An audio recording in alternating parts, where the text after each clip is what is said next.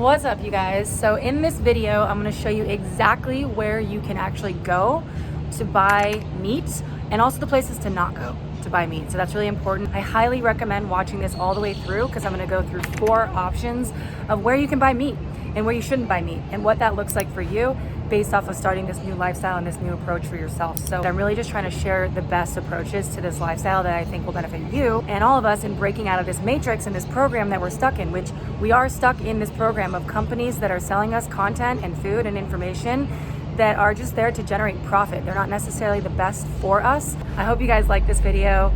Let's get after it. So I'm in the grocery store. I fucking love grocery stores. They're just so exciting and like soothing. So here's the other thing about grocery stores is the middle parts in here, right up in there, and then the fringes over here. The fringes is where the good stuff is. The middle parts is like hell. That's like where we're gonna like go to get fucked up. But if we stay here on the fringes, on the outsides of the aisles, that's where we find all the good things. Dang, I've never actually seen one of these in the store. Wow, they charged literally $59 for a slice of one of these at this barbecue joint that I went to the other day. This whole thing is 65 bucks. If you're gonna get bacon at a store, you wanna get bacon with 0 sugar. Yes, they add sugar to bacon a lot of times because sugar is literally in everything. And you know, if you can't find it, it's not the end of the world. Like all of this meat is on the fringes of grocery stores and all of the fruit is on the fringes of the grocery stores. I'm gonna say though, you guys, I really don't trust grocery store meat for a couple of reasons. One, I think they treat animals super fucked up. And it's just like, if you see it done, how they treat animals, they like stuff them in these pins and they jack them up with hormones and vaccines and all these things that are just gnarly. Number 2, I think it's terrible for us. I mean, just the way the things that they have, that they eat, that is in the grocery stores, like anything that's mass produced, I'm starting to think that most things at scale lose a lot of like value, and that goes for anything, any company. And also, you know, if you're gonna buy from grocery store or whatever, that's fine too. I just think there's some sketchy stuff going on there. I came across this aisle which made me laugh. It's called low carb lifestyle, and basically everything here to me looks like just an absolute fad diet that is the total opposite of what we're going for. This is kind of what I'm talking about. So it's that whole thing about companies looking to generate profit, but capitalizing on what could be like a good thing.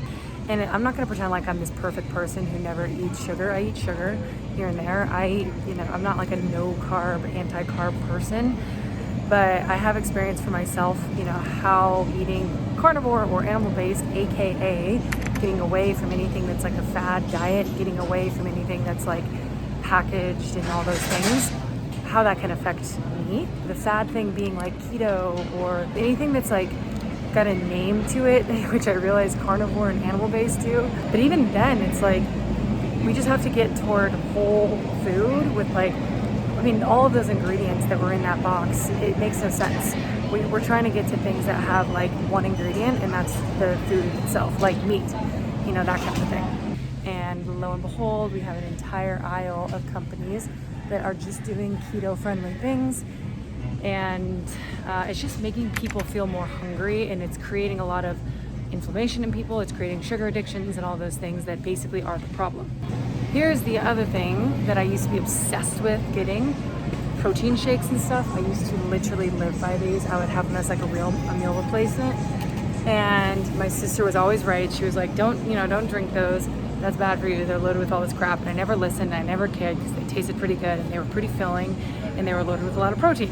And it seemed like I was benefiting. But the more you learn, the more you know.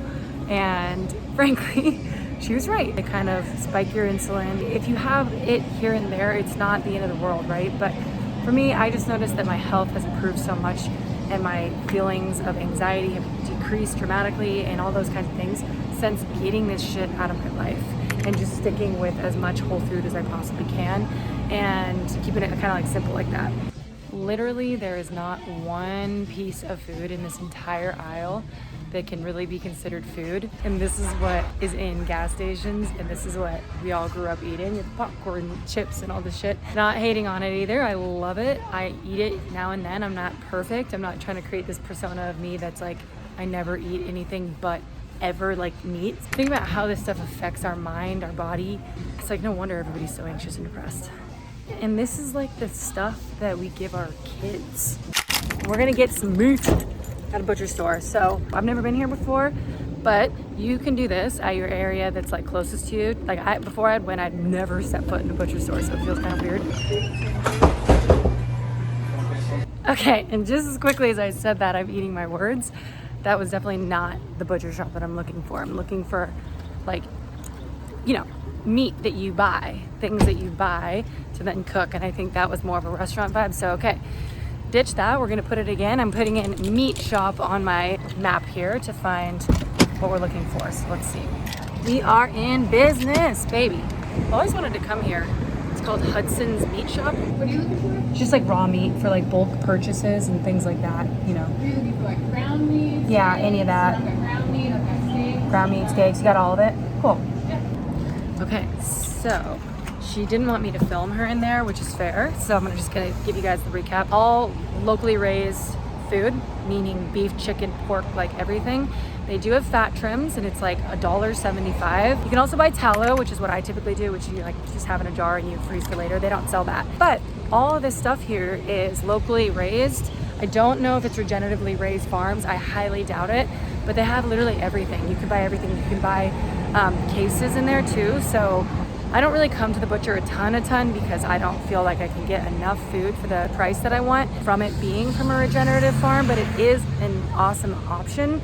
So like their beef in here was, I think it was like under $5 a pound, which is dope. Like if you're on a budget and you're trying to figure out how to do this, that's a great option. Go to your local butcher. This is a great way to do it. Pro tip on this too. Right now it's a Saturday and they close, like butcher shops just close early on the weekends, I've noticed. Go probably on the weekdays right after work or at lunch or something if you can, because they're often closed early on the weekends. Do I think that it's probably the best source beef? Probably not, but you can also count on the fact that it's more local, which is better than getting it like, you know, from the mass produced places, which could have a lot of crap in them that we don't want. Okay, and now if you guys want to find another option for where to find some good ass meat is to hit up a farmer's market.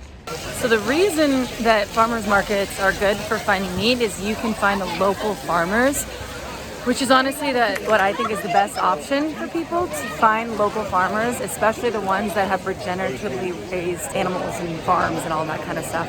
So you basically just walk in to the farmer's market and you look around to find the signs with farmers. And oh, here we go. When you come to these farmers markets, these farmers drive like hours to be here to sell us food. It's like, this is where they get business. So they want to talk to you, they want to find you. So the best thing we could do for ourselves and for getting the best price that we can get and also finding the best quality meat is going to regeneratively raised farms. And that basically means that they're raising their animals in a way that's sustainable. It's kind of a new art of farming that basically allows animals to live off of the land, and the land more or less feeds back to the animals and kind of like feeds itself back so that it's regeneratively feeding itself back. But if you can't find it, at least just a local farmer, dude, is a great way to go, because then you meet your farmer, you get to know the farmer, you can probably get a great price. They could probably ship it to you locally, or you can at least pick it up or just come to the farmer's market. It is like the best place to meet local farmers, to actually get to know your farmer. The best way to go is to get away from this mass production stuff. That is the best way to go. So if you're needing to find this, like just Google your local farmers market, and then you can find those people there and just, you know, get to know them and see if it's a good thing for you. Okay, and we're back home now. So here's the fourth option, really, is just buying in bulk from the company I buy from. I buy from local farmers, and I also buy from Nose to Tail. I love Nose to Tail. They raise their meat on a regeneratively raised farm. It tastes bomb. My first suggestion to you would be to buy from a local farmer that's regeneratively raised, but if you don't have that, I would definitely check out the link below, because it's gonna be the best you can get. I work with them personally, so you guys know that it's a good crew. Highly recommend buying in bulk.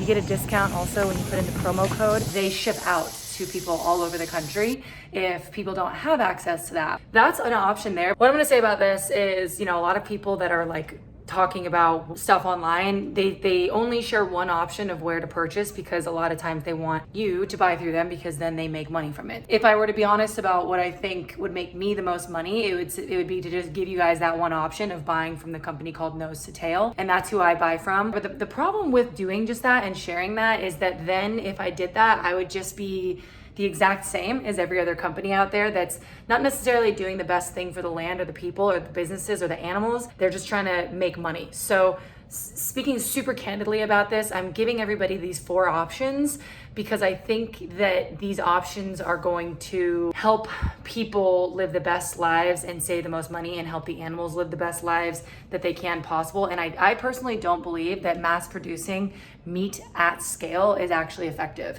Okay, and that about does it, you guys. That's everything. I hope you guys like this video. The whole point is to obviously give everybody options as to how to find the best solution for them in your own situation, like your own life. But this whole lifestyle, it's not a fad diet. This is getting us kind of back to our roots, back to where we came from, which is just eating good meat, being aware of where it's coming from, knowing the people that we buy it from, and having some sort of connection to that. We're reframing our entire paradigm with this lifestyle, and watch it. It's going to completely change the way that you think. It's going to get rid of anxiety, most likely autoimmune disease. It's going to help with how you move, how you show up in the world. That's at least what happened for me. And there are thousands of people that say the same thing here. So I'm not trying to promote this like carnivore lifestyle, be a carnivore influencer. This is so much more than that.